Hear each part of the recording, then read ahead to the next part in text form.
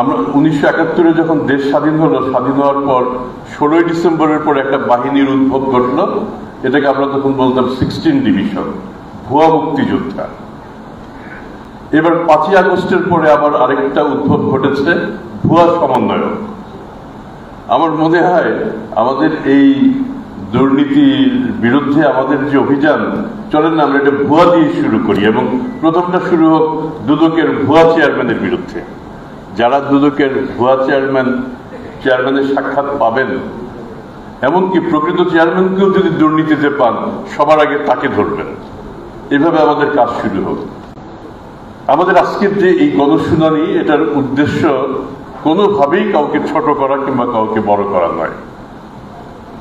এটা অস্বীকার আমরা করি না যে আমাদের মধ্যে কম বেশি দুর্নীতি রয়েছে।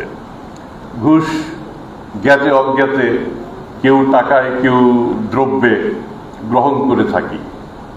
দুইটা দিক, একটা হচ্ছে সাপ্লাই সাইড, একটা ডিমান্ড সাইড।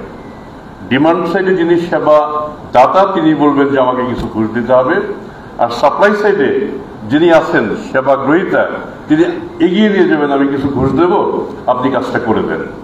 এখন দেখেন মানে এই সাপ্লাই সাইডটা সবার আগে বন্ধ করেন।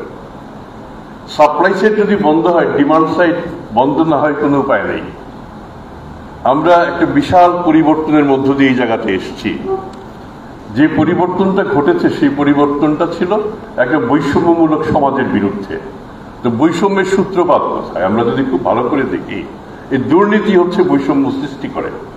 যে কাজে এই দুর্নীতিটাকে যতটা কমিয়ে আনা যায়, বৈষম্য ততটা কমবে।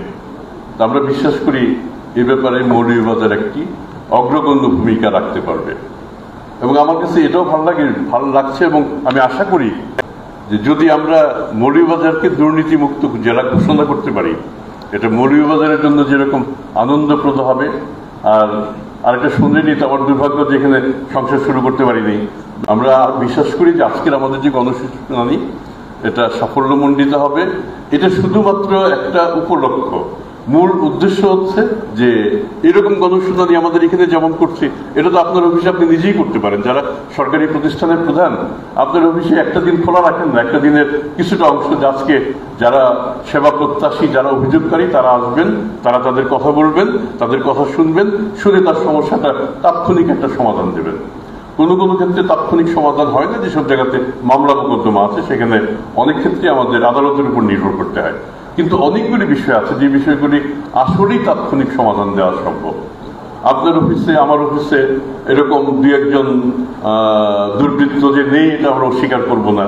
মানে সেই দুর্বৃত্তের কারণে কেন আমরা সেবা গ্রহীতার কাছে নিন্দনীয় হব? তা আমাদের এই দিকটা একটু খেয়াল রাখতে হবে। যদি খেয়াল রাখি, এই গণশুনানি বরং আপনার অফিসে করবেন। আপনার অফিসে প্রতি সপ্তাহে যদি সম্ভব না হয়, মাসে অন্তত একবার করেন গণশুনানি। ওই গণশুনানি দেখবেন যে সমস্যার সমাধান করে দেবে।